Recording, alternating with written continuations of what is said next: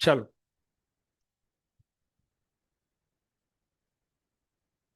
Relation of partners to one another, आपस में क्या रिलेशन इनके होने चाहिए।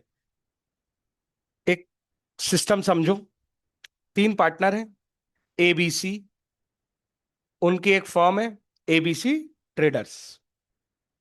Partnership act assumes that partnership is based on mutual trust and confidence। पहला कीवर्ड, पहला कीवर्ड। यहां सब कीवर्ड्स ही लिखे हैं मैंने, बाकी वो तो है सब लिखा हुआ, हम पढ़ेंगे उसको, एक बार किताब देखेंगे। कुछ नहीं मिलेगा नया अगर तुमने पहले से समझ लिया सब कुछ तो इसको बार बार रिवाइज करो, जितना पार्ट मैं दिए जा रहा हूं। क्वेश्चन करो। जब ओरिजिनल बुक देखेंगे, दिखाऊंगा मैं, ये पूरे पूरा यूनिट दिखाऊंगा, कुछ नहीं है उसमें दम। और ज्यादातर तुमने देख भी ली होगी उधर, लेक्चर में पढ़ी है, वहां वर्ड टू वर्ड बता रखा है मैंने। कुछ नया नहीं है। तो पार्टनरशिप एक्ट ये अज्यूम करके चलता है, ये हमें कई क्या बोल सकते हैं, कई केस स्टडी के क्वेश्चंस में ये लाइन लिखने के लिए यूजफुल है। जब जब इसकी जरूरत पड़े तो हम ये बता सकते हैं कि पार्टनरशिप एक्ट ये अज्यूम करता है कि पार्टनर के बीच में म्यूचुअल ट्रस्ट, इंपॉर्टेंट वर्ड, और कॉन्फिडेंस है। म्यूचुअल ट्रस्ट मतलब एक दूसरे पे भरोसा, कॉन्फिडेंस मतलब डाउट नहीं करते वो एक दूसरे पर। फिड्यूशरी रिलेशन है इनके बीच। The relation which is based on trust and confidence is known as fiduciary relation. ये टर्म यूज हो सकती है। Therefore every right given to the partner is balanced by corresponding duty. तो एक्ट में जब भी कोई राइट दिया जाएगा ना पार्टनर को, डेफिनेटली कोई ड्यूटी भी दी जाएगी। ड्यूटी मतलब समझते हो, कंपल्सरीली उसको वो काम करना ही है। उससे राइट मिला है तो उसकी ऑब्लिगेशन भी है। Examiners favourite line is partnership is founded upon, देखो मैं कह रहा हूं ना, म्यूचुअल ट्रस्ट। दूसरा कीवर्ड अटमोस्ट गुड फेथ। ये भी मैंने तुम्हें फिड्यूशियरी रिलेशन में समझाया था। अटमोस्ट यूबेरी में फिदेई, लिखना जरा आपने। ये लो यार, रेंदो रेंदो, मैं दिखा देता हूं।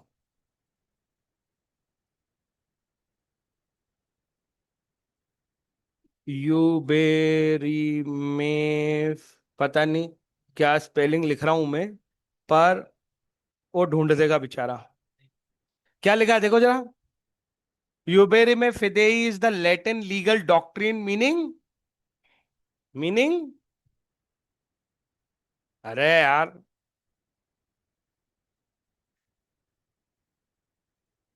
देखा कैसा बढ़िया सा नाम है उसका। जैसे कंसेंसस एड आइडम, same thing in same sense. Nature of transaction and subject matter पे। पेरी पैसू, ऐसा भी सीखेंगे हम। पेरी पैसू क्लॉज। ऐसे ही है ये यूबेरी में फिदेई। ये केवल इसमें यूज नहीं हो रहा है ये term, sale of goods act में तो ये जबरदस्त यूज होगा। Let the buyers beware, let the seller beware, वो वाली कहानी आनी उधर। तो अरे इतना टेंशन, मतलब बहुत सारी चीजें आएंगी तो ये इस यहां पे नहीं लिखा है, बट तुम्हें मैंने बता दिया, ये आएगा बाद में, मैं तुमसे पूछूंगा कि यूबेरी में फिदेई का क्या मतलब होता है। तो क्या मतलब होता है समझ गए ना तुम।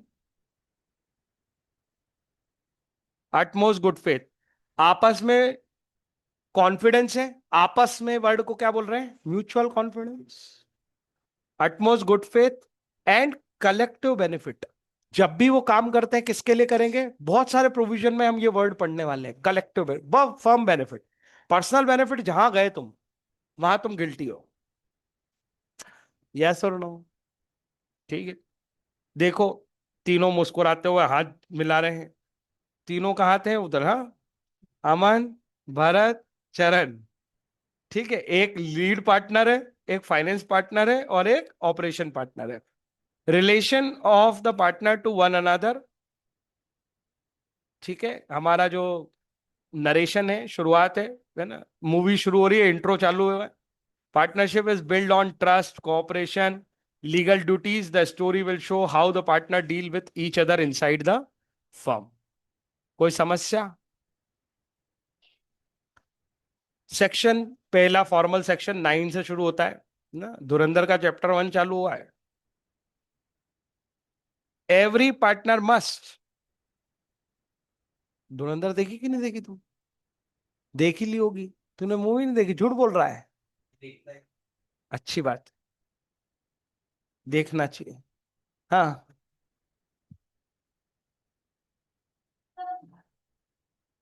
Carry on business to the greatest common advantage. क्या वर्ड है? अभी कीवर्ड पढ़ के आए हैं, collective advantage. Carry on business, every partner must, मतलब ये सब क्या है? मस्ट। राइट और ड्यूटीज की बात होने वाली है। तो ये पहली ड्यूटी है तुम्हारी कि तुम जो भी कुछ करोगे, बिजनेस वर्ड का मतलब है कि तुम whatever activities you are involve in commercially must be beneficial for firm, common advantage के लिए होनी चाहिए। ये तुम्हारी ड्यूटी है। Duty number 2, be just and faithful.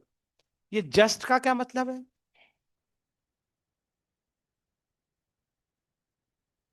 हाँ, जो भी तुम करते हो वो रीजनेबल होना चाहिए, उसका जस्टिफिकेशन होना चाहिए तुम्हारे पास कि तुमने ऐसे क्यों किया।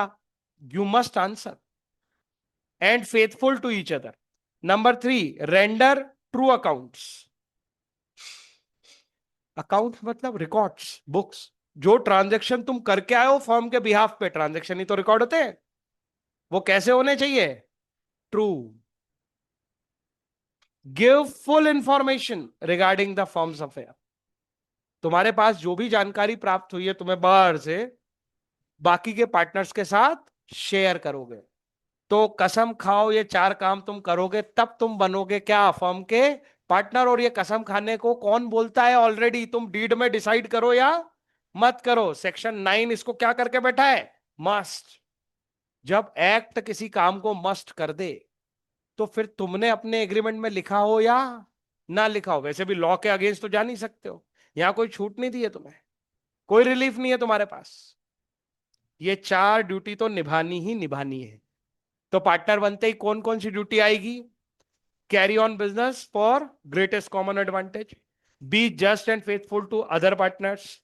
एक अकाउंट्स वाली ड्यूटी है कि भाई ट्रू अकाउंट्स दिखाओ। और एक, अगर कोई जानकारी बाहर से मिले तो उसे पार्टनर्स के साथ शेयर करो। Give full information regarding the firms affair. कठिन है। 2-3 बार केवल रीड करो, बैठ जाएगी दिमाग में। इन्हीं वर्ड्स में लिखना है, बस बात इतनी है। यही सब कीवर्ड्स है, faithful to each other, carry on business on for the greatest common advantage of the firm. इन शब्दों का इस्तेमाल करते हुए लिखना है। इसलिए इसको बार बार पढ़ना पड़ेगा और बोलना पड़ेगा, तो आ जाएंगे ये। रटने का कोई गेम नहीं है। ठीक, और ये सब ड्यूटी है, ये समझना चाहिए। तो जब हम लिखेंगे तो हम ये बात लिख देंगे कि सेक्शन 9 और एज पर the provision of Indian contract, sorry, Indian partnership act 1932, a partner must, ऐसी भाषा करके लिखेंगे। It is a duty of a part. और Indian partnership act renders duties on the partner, और ये है वो 4 ड्यूटी। कोई समस्या है क्या? कहानी सुनो। कहानी के पहले जरा डायग्राम देखो। ये भाई साहब आए। Here is the update of our new client collaboration and make opportunity. कौन से वाला पार्ट से रिलेट कर रहा है? ये कौन सी ड्यूटी है इसकी? Provide full information about the affairs of the firm. ऐसे ही तो वर्ड धीरे धीरे आदत बनेगी। हाँ, तो इतनी ईमानदारी से अगर घर पे तुम 2-3 बार इसको देख लोगे तो सब आ जाएगा तुम्हें, कोई दिक्कत थोड़ी है। देख लो बस ध्यान से। अब देखो, ये दूसरे वाले भाई साहब फाइनेंशियल रिपोर्ट देख रहे हैं। Let me check the accounts and financial implication. कौन सी वाली कहानी लग रही है ये? अकाउंट्स वाली कहानी। ट्रू। अकाउंट्स का करेक्टर क्या था, होना चाहिए ट्रू, इसीलिए वो चेक कर रहा है। हाँ, अकाउंटिंग बुक्स लेके बैठा है। इधर देखो ये भाई साहब को, let's ensure all detail are accurate and nothing is missed. Client की term, profit sharing, risk, compliance. कौन सी वाला पार्ट लग रहा है? सारी इंफॉर्मेशन शेयर करना है वो भी लग रहा है, जस्ट और फेथफुल टू अदर्स वो भी लग रहा है। ठीक है। अब यही चार बातें देखो यहां लिखी हुई है, तीन चार बार इसको ढंग से देख लिया पढ़ लिया तो याद हो जाएगा। कोई डाउट? नेक्स्ट देखते हैं, कहानी पढ़ते हैं ऊपर जाके हम। Aman discovers a new supplier offering goods at 30% cheaper rates. Aman को पता चला एक नया सप्लायर है, सप्लायर मतलब सप्लायर बिजनेस की भाषा है, अकाउंट्स की भाषा क्रेडिटर, वो व्यक्ति जिससे हम गुड्स खरीद के लाते हैं। उसको पता चला एक नया सप्लायर जो 30% चीपर रेट दे रहा है मार्केट से, तो उसे ये इंफॉर्मेशन शेयर करनी चाहिए सबके साथ। Instead of informing the firm, पर पट्टे ने क्या किया, परचेजेस, बोले कि अपन अकेले खरीदेंगे अकेले बेच लेंगे तो अकेले पूरा मार्जिन रख लेंगे। उसने अपनी ड्यूटी नहीं निभाई है, ये रेफरेंस देते हुए अलाए अपने को एज पर the provision of Indian partnership act, इसी पे केस बन जाएगा और क्या है। It is a duty of a partner to share full information, to be just and faithful with other partner, दोनों पॉइंट आएंगे, हाँ या ना। और पहला वाला क्या है, कॉमन ग्रेटेस्ट कॉमन एडवांटेज के लिए काम करना है, तीनों ड्यूटी में फेल हो गए तुम। Personally sell to the firm at a higher price, he has he acted properly? Answer is obviously no, because the partner must work for the common benefit, disclose material information। कोई समस्या है क्या? A partner was aware of important information affecting the business but concealed it, छुपा ली, from the other partners, discuss his liability। अब हम बात करते हैं उसके ऊपर ऑब्लिगेशन क्या आएगी। हम आंसर में लिखेंगे पहले सेक्शन 9, फिर हम बताएंगे कि उसकी ड्यूटी जो है वो अटमोस्ट गुड फेथ की है, उसे गुड फेथ में काम करना है, कुछ छुपाना गुड फेथ नहीं है, जस्ट अपोजिट है उसका। Explain that partner must disclose all material fact and conclude that partner has violated his duty. कौन सी ड्यूटी? स्टैच्यूटरी। स्टैच्यूटरी मतलब लॉ में मेंशन ड्यूटी, सेक्शन 9 में मेंशन है वो चार ड्यूटीज, समझ गए ना सब? हाँ। चलो, duty to indemnify fraud. Fraud समझते हो कि भूल गए हो? मैंने कंसेप्ट से सिखाया था फ्रॉड, अंतर भी बताया था, मिसरिप्रेजेंटेशन और फ्रॉड अलग अलग चीजें। जानते बूझते, जब आपके पास फुल फैक्ट्स एंड इंफॉर्मेशन है उसके बावजूद तुम एक रॉन्ग स्टेटमेंट किसी को देते हो, तो ये क्या है? फ्रॉड। जो इंफॉर्मेशन तुम्हें शेयर करनी चाहिए थी तुमने नहीं की, जानते थे कि करनी है फिर भी नहीं की, क्या है? इंटेंशन टू डिसीव, चाहे जिस कहानी से आ जाए, वो क्या कहलाएगा? फ्रॉड। कोई doubt? A partner committing fraud, अगर किसी पार्टनर ने फ्रॉड किया है in the conduct of business, word फिर से क्या लिखा है? मस्ट, तो उसे कंपनसेट करना ही पड़ेगा for the resulting losses to the firm. Sir मैंने फ्रॉड किया फर्म में पर फर्म को नुकसान नहीं हुआ, तो क्या मस्ट कंपनसेट आएगा? क्या होना जरूरी है? लॉस। किस वजह से? मेरे फ्रॉड करने, अरे ये तो हमने वहां भी पढ़ लिया था, कोई सामने वाला फ्रॉड कर रहा है पर अपन उसके चक्कर में आ ही नहीं रहे, तो फिर वॉइडेबल का ऑप्शन नहीं है। याद आया कि गया? वॉइडेबल का ऑप्शन में था ना। हाँ, क्योंकि लॉ हमेशा नुकसान की भरपाई के लिए है, किसी के मजे लेने के लिए, किसी को सजा देने के लिए, प्रॉफिट कमाने के लिए नहीं। मेरी बात समझ में आई या नहीं आई? कहानी देखो, भरत मैनिपुलेट्स अकाउंट्स।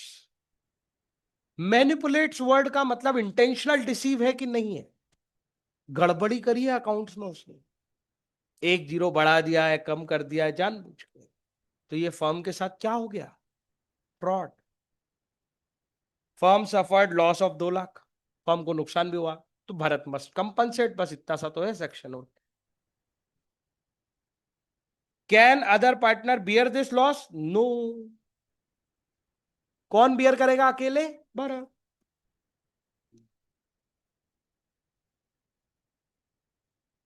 देखो जरा देखो, इसकी शक्ल देखो। No one will no, hidden transaction. ये दोनों शक की निगाह से देख रहे हैं उसको। ऐसे कैसे चीटिंग करेगा रे तू? ऐसे कौन सा है वो मीम है? क्या गुंडा बनेगा रे तू? ये मूवी देखता ही नहीं, ये नहीं समझेगा। है, ये मीम तो पता है सर, रील देखता हूँ मैं, मूवी थोड़ी देखता हूँ। Fraud bye partner must be made good by him. Must be made, जिस पार्टनर ने फ्रॉड किया, उसी पार्टनर को उस फ्रॉड को के होने वाले लॉसेस को कंपनसेट करना पड़ेगा। सारे पार्टनर्स उस फ्रॉड का लॉस का कंपनसेशन बियर नहीं करेंगे। कहानी में थोड़ा मजा लाते हैं। थर्ड पार्टी के साथ फ्रॉड किया है ये भाई साहब ने, अब क्या कहते हो? थर्ड पार्टी फर्म को लायबल करेगी कि अकेले इसको? फर्म इससे कंपनसेशन वसूल लेगी, वो बियर नहीं करेंगे। Are you getting my point? जबकि अगर इसकी गलती होती, सिर्फ गलती, फ्रॉड नहीं किया होता इसने, इससे गलती हो जाती, नुकसान इसी की वजह से हुआ है, पर गलती से हुआ है, फिर तुम बियर करते। अरे गलती तो किसी से भी होती है। कहानी के जिगजैग समझ में आए? The loss caused to him to the firm must be compensated if one partner commits fraud, the law take the law places the burden of loss on that partner alone. कोई समस्या है तो बताओ भाई।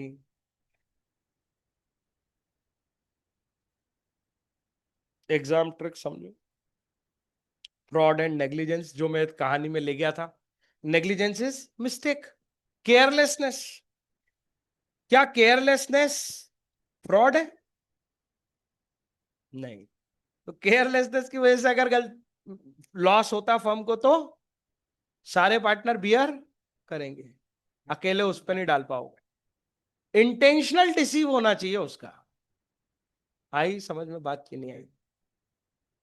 Wilful negligence तो फिर वो intention to deceive नहीं हो गई? अरे यार, हाँ, अकेला बियर करेंगे। विलफुल मतलब क्या? इंटेंशनल डिसीव हो गया ना। विलफुल नेग्लिजेंस जानबूझ के की गई कहानी, नेग्लिजेंस केयरलेस, अनइंटेंशनल था। जो होता ना, कई बार आलस था, मेरे को नहीं किया यार मैंने, सॉरी लॉस हो गया, इसको भुगतना पड़ेगा तुम्हें। लेकिन अगर मैं जानबूझ के बैठा रहा कि यार नहीं होने देता हूं loss, this is wilful negligence. तो एक आलसी आदमी अगर तुम्हारा पार्टनर है और उसकी वजह से लॉस होता है, तो तुम्हें भुगतना पड़ेगा। अगर शातिर आदमी तुम्हारा पार्टनर है जो जानबूझ के बैठा रहा है, तो तुम्हें नहीं भुगतना पड़ेगा। तुम्हें प्रूव करना पड़ेगा उसने फ्रॉड किया है, और बाद में अकेला उसके ऊपर ये लाइबिलिटी होगी कि वो फर्म को कंपनसेट करके दे। कोई डाउट है तो बताओ। इंटेंशनल चीजों को फ्रॉड बोलेंगे, केयरलेसनेस अनइंटेंशनल है, वो इसमें आएगी। फुल कंपनसेशन रिक्वायर्ड, मतलब कि पूरा कंपनसेशन अकेला वही पार्टनर बियर करेगा। Examiner often ask this distinction, और ये देखो, ये इसमें विलफुल निग्लेक्ट होगा तो ही तो ले दे के विलफुल निग्लेक्ट तो यही हो जाता है ना। अरे यार, विलफुल निग्लेक्ट, निग्लेक्ट हुआ है तो अनइंटेंशनल है, तो कोई दिक्कत ही नहीं है तुम्हारी,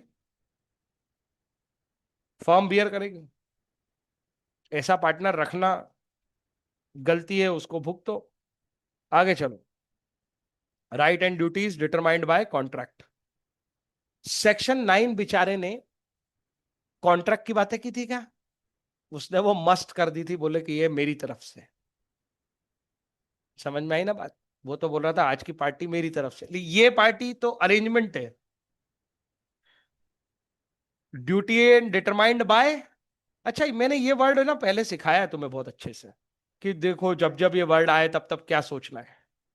डिटरमाइंड मतलब, मैथ्स में क्वेश्चन पढ़े, डिटरमाइन वैल्यू ऑफ, क्या मतलब होता था उसका? आंसर निकाल दो। एक्सप्लेन बोले आंसर कर दो। डिटरमाइन आंसर कर दो। सबका मतलब है आंसर कर दो। किसी चीज को एनालाइज करते हुए कंक्लूजन तक पहुंचना क्या कहलाता है? डिटर्मिनेशन। तो कॉन्ट्रैक्ट डिटरमाइन कर रहा है, मतलब कॉन्ट्रैक्ट को एनालाइज करके पता चल रहा है कि क्या राइट्स और ड्यूटीज होंगी, किसकी? पार्टनर की। Core principle partnership deed is supreme. मतलब जो उसमें लिखा है वो ही राइट एंड ड्यूटी होंगी। अरे यार, तुमने एग्रीमेंट में तय कर ली ना राइट एंड ड्यूटी, तो वो सुप्रीम है। पार्टनर में डिसाइड क्या क्या, जैसे पीएसआर, ये राइट ही तो थे। अरे हाँ या ना? सैलरी, याद आ रहा है? Interest on capital, management rights, admission procedure, इन सब पे ये पढ़ा था ना अपन ने, एडमिशन प्रोसीजर। अगर तुमने कुछ प्री डिसाइडेड नहीं किया एग्रीमेंट में, तो जब तक सारे पार्टनर की कंसेंट नहीं है तब तक किसी को एडमिट नहीं कर सकते। मैनेजरियल राइट, वो किसी को एक्टिव पार्टनर बना रहे हैं, किसी को स्लीपिंग पार्टनर बना रहे हैं, समझ रहे हो? बैंकिंग से रिलेटेड किसी को राइट दे रहे हैं तो एक्सप्लिसिटली देना पड़ेगा। हम्म, आगे देखो इस कहानी में, डीड ये इंटरनल रूल बुक की तरह काम करती है। जब भी कोई काम देखना है कि यार ये हमें राइट है या नहीं, याद है वो एक्सपल्शन के टाइम भी हमने क्या खोला था? एग्रीमेंट। मैंने वो समझाया था कि अगर डेथ पे तुमने पहले से कोई रूल नहीं बना रखा है तो फिर डेथ के केस में फॉर्म क्या हो जाएगी? डिसॉल्व। क्या खोलनी पड़ेगी हर जगह? हमारे क्या राइट है, हमारी क्या ड्यूटी है, डीड में देखो। और सेक्शन 9 तो लगाइए तुम पे, डीड में लिखा हो या ना लिखा हो। और सेक्शन 9 के तो विरोध में लिख भी मत देना डीड में कुछ। तुम डीड में ये मत लिख लेना कि हमें म्यूचुअल कॉन्फिडेंस की कोई जरूरत नहीं है, हम कोई फुल इंफॉर्मेशन शेयर नहीं करेंगे। हो सकता है तुम डीड में ऐसा लिखने लगो, फिर बोलो डीड तो सुप्रीम है। लॉ के ऊपर नहीं होती वो डीड। कॉन्ट्राडिक्टरी नहीं लिख सकते तुम डीड में। अरे हाँ या ना? लॉ जहां अलाउ करता है कि मैं साइलेंट बैठता हूं, मैं बैक सीट लेता हूं, तू ड्राइव कर, जैसे पीएसआर तू डिसाइड कर ले, तू डिसाइड करेगा वो मानूंगा, उन चार बातों में तुम्हारी नहीं मानेगा लॉ। वो नेसेसरी है। और उन नेसेसरी में इसीलिए जो नहीं लिखा है ना उन चार को छोड़ के, वो सब किससे चलेगा? डीड से चलेगा। आई होप मेरी कोई बात पल्ले पड़ी तुम्हारे। Sir interest on partner loan भी डीड से चलेगा, हाँ। वो तो मजबूरी में बताता है फिर, जब इसके अलावा पार्टनरशिप में जो भी बोला गया है राइट और ड्यूटी को लेके, उन चार चीजों को छोड़ के, वो सब मजबूरी में बोला गया है कि तुम डिसाइड नहीं करोगे तो झगड़े करोगे तो क्या करें, तुम पीएसआर डिसाइड नहीं करोगे तो क्या करें। आई होप मेरी बात समझ में आ रही है।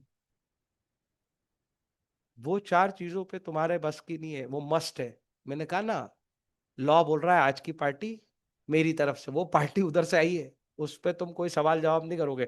बाकी बाकी तुम्हें जो अरेंजमेंट करना है खेलो। आ गई ना बात समझ?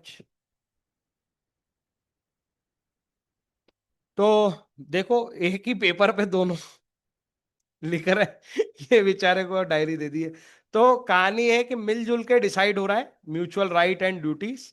फिक्स किस में हो रही है? कॉन्ट्रैक्ट में। कॉन्ट्रैक्ट में भी एक्सप्रेस और इम्प्लाइड, जिसका तुम कोई मतलब नहीं समझते अभी भी। बता तो समझते हो तो। क्या पूछ, अब देख वो पूछता है क्या, मैं बताऊं अब क्या? तो बता ना।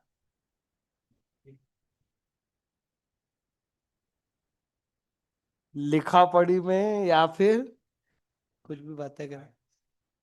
हाँ और वर्ड से गधे, वर्ड से। लिखा पढ़ी हो गई वो। वर्ड्स कैन बी ओरल और रिटर्न, दोनों किस में आ जाएंगे? एक्सप्रेस में। और कंडक्ट ऑफ पार्टी से तय होगा तो इम्प्लाइड। अंग्रेजी कम नहीं बोली तूने, आधा बोला तूने, आधा। तूने लिखना बोला।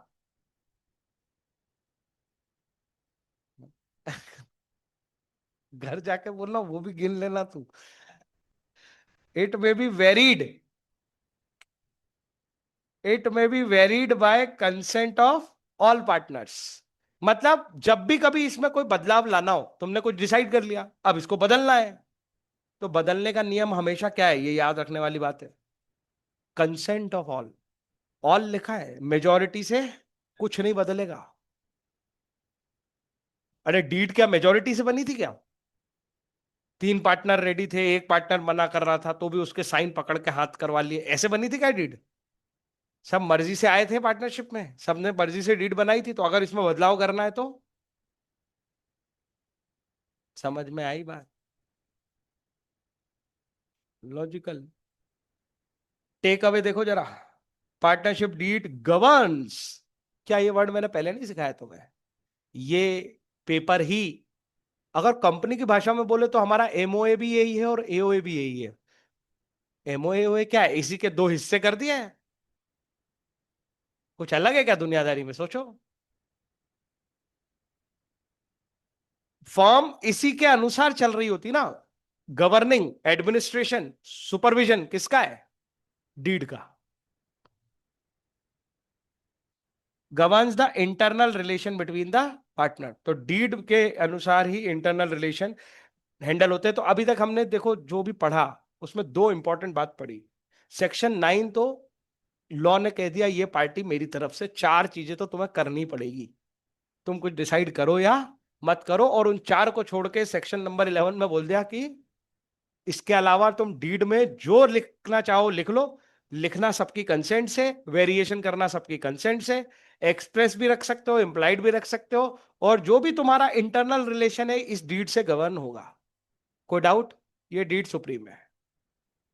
लॉजिक से समझ में आ गया कि कैसे चलाना है, लॉ ने समझा दिया। सवाल है, कहना partner claim salary if the deed is silent. अब तो ये बच्चों वाली बात नहीं हो गई, एक्ट तो कुछ बोलता ही नहीं है और डीड है बेचारी साइलेंट, तो सैलरी मिलेगी क्या? कौन सा सेक्शन पावर देता है तुम्हें? राइट एंड ड्यूटी ही पढ़ रहे हैं हम, कहीं से नहीं मिल रहा तुम्हें right of getting a salary. ना तो एक्ट दे रहा है और ना डीड दे रही है। प्रॉब्लम है क्या?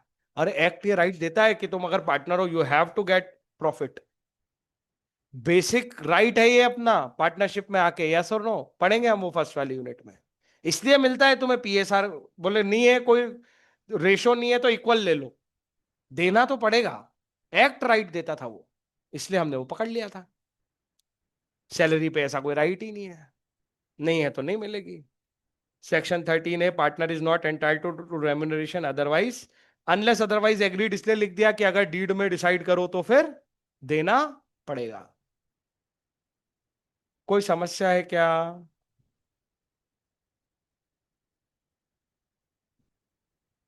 आगे चलें? थक गए क्या? Conduct of business, this section generates highest number of practical question. ठीक है भैया, देखते हैं। Right to participate, every partner has right to participate in the management. वाकई में बहुत क्वेश्चन है इस पर। कोई रोक नहीं सकता किसी पर्सन पार्टनर को, इवन माइनर को भी नहीं रोक सकते हो तुम, अगर तुम्हारा माइनर भी पार्टनर है ना। और डीड में तुमने कुछ भी नहीं लिखा है, every partner has a right to participate in what, management. और मैनेजमेंट वर्ड मैंने तुमको पहले सिखाया है, बताओ जरा मैनेजमेंट वर्ड का एग्जैक्ट ट्रक्स क्या है? Decision making.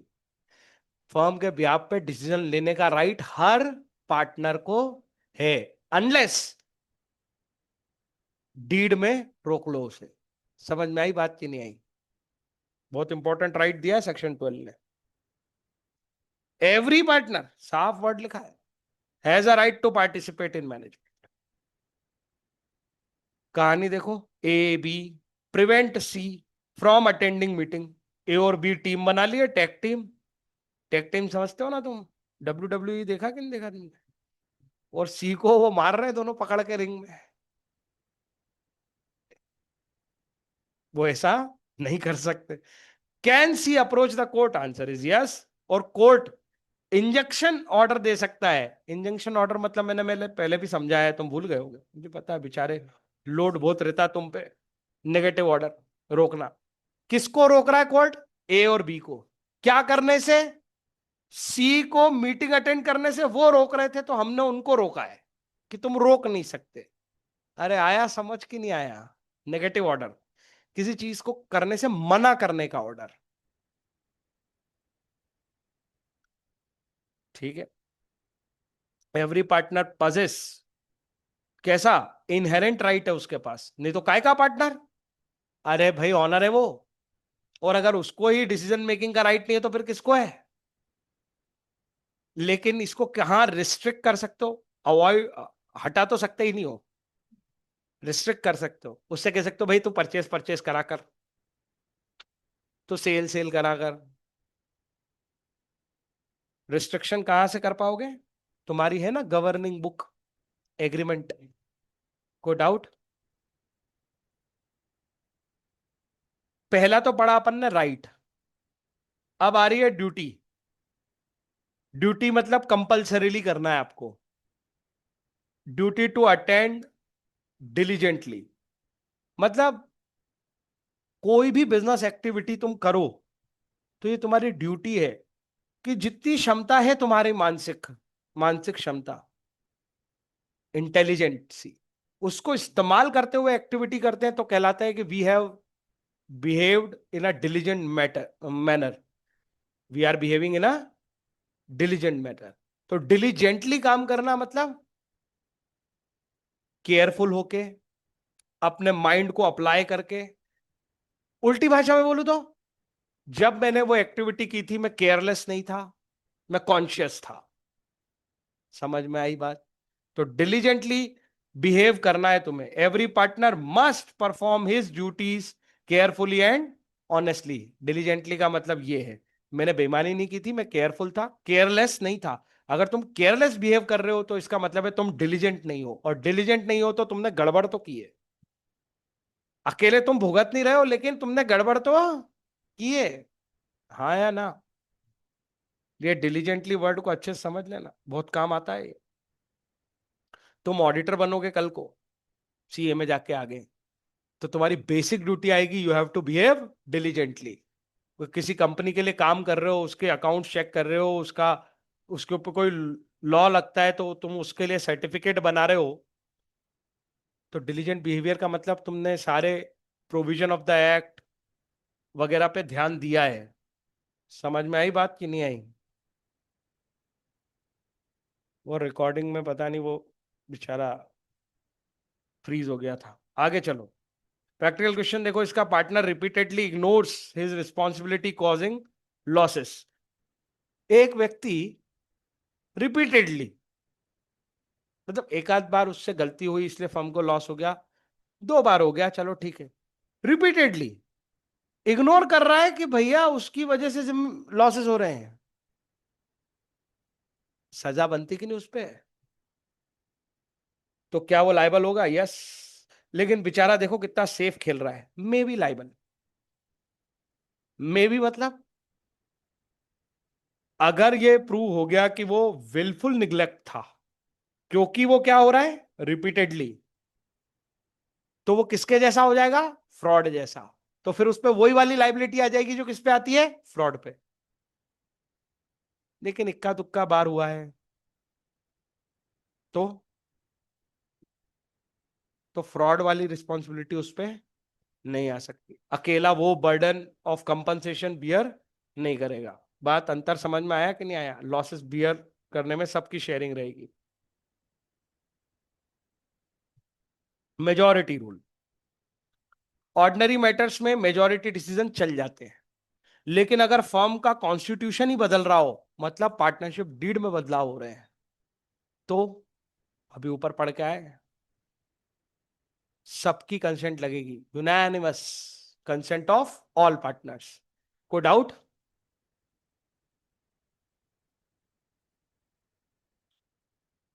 Conduct of business, right and duty, बहुत सारे क्वेश्चन आते हैं इसके ऊपर, केस स्टडी बनेगी बहुत सारी।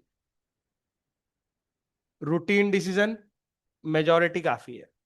परचेस करना है क्या इस पार्टी से, इस पार्टी को सेल करना है क्या, लोन लेना है क्या, ये कौन से डिसीजन है? क्या इससे तुम्हारा कॉन्स्टिट्यूशन बदल रहा है फर्म का? ये सब किससे तय हो सकते हैं? मेजॉरिटी से। लेकिन अगर तुम बिजनेस ही बदल रहे हो, मतलब तुम्हारा कॉन्स्टिट्यूशन फंडामेंटल ऑब्जेक्ट चेंज हो रहा है, नाम बदल रहा है फर्म का, किसी को एडमिट कर रहे हो तुम, किसी की सैलरी आज से बनाना शुरू कर रहे हो, अभी तक नहीं देते थे। भैया ये नॉर्मल रूटीन डिसीजन नहीं है, ये तुम्हारे फंडामेंटल डिसीजन है, और इसके लिए यूनानिमस कंसेंट लगेगी। Every partner has a right to take part in business. Even वो कोर्ट जा सकता है इस चीज का हक मांगने के लिए, अपन ने ऊपर एग्जाम्पल में पढ़ा है। Ordinary matters, majority decision, nature of business, unanimous decision, right to inspect and copy book, सबको मिलता है। समझ में आई बात? Firm dealing in textile decided to enter a hotel business. क्या लगता है तुम्हें, ये रूटीन मैटर है? रोज होता है, ये रोज का काम है अपना। तुम बिजनेस का ऑब्जेक्ट बदल रहे हो, यूनानिमस डिसीजन लगेगा। कोई डाउट?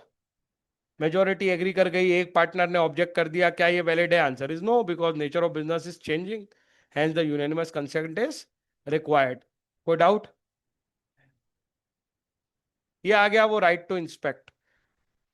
बुक्स मतलब रिकॉर्ड्स, अकाउंटिंग, फर्म की अकाउंटिंग देखने पे किसको रोक सकते हो? किसी पार्टनर को रोक नहीं सकते हो, भले वो स्लीपिंग पार्टनर था, माइनर था, सबको हक है, एवरी पार्टनर। इस पे तो तुम ये भी नहीं कह सकता कि हम रिस्ट्रिक्शन लगा सकते हैं। ऊपर पड़ा था ना मैनेजमेंट डिसीजन वाले पे रिस्ट्रिक्शन, वैसे वो राइट भी एवरी पार्टनर का है, बट रिस्ट्रिक्शन लगाने तो डीड से लगा सकते हो। यहां से नो रिस्ट्रिक्शन, सीधी सी बात। यार तुम बुक्स भी नहीं देखने दोगे? ऑनर है वो। चलो मैनेजमेंट में डिसीजन नहीं लेने दे रहे, बोले तू बच्चा है, तू पागल है, तेरे को इस चीज की समझ नहीं है, बुक्स देखने की समझ नहीं है उसको। Are you getting my point? इसीलिए यहां नहीं लिखा है कि रिस्ट्रिक्शन लगा सकते हो बुक्स देखने पे, डीड में भी रिस्ट्रिक्शन नहीं लगा सकते तुम। आगे चलो। Sleeping partner demand account books, can firm refuse? Answer is no. कोई डाउट?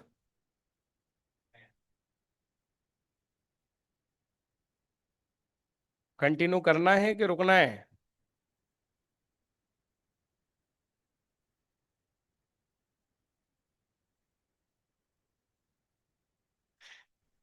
ए, भाई ना, लॉ पढ़ा ही मत सर। मेरे हाथ में नहीं बेटा,